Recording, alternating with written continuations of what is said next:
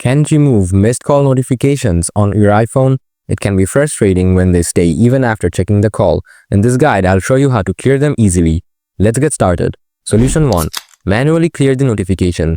Swipe down from the top of the screen to access your notification center. Find the missed call notification. Swipe left on the notification and tap clear.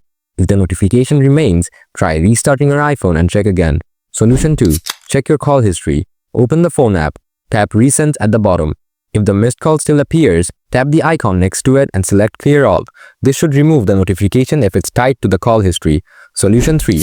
Remove iCloud phone sync. Open setting. Tap Apple ID. Tap iCloud. Tap see all. Find out phone and FaceTime. Toggle off and toggle it back on. Solution 4. Disable and re-enable notifications for phone app. Open settings. Scroll down and tap notifications. Scroll down and tap phone.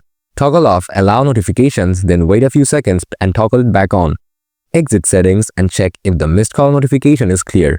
Just do these steps and you should be able to fix the missed call notification that won't go away on your iPhone. Let me know if this worked for you or if you have any other questions.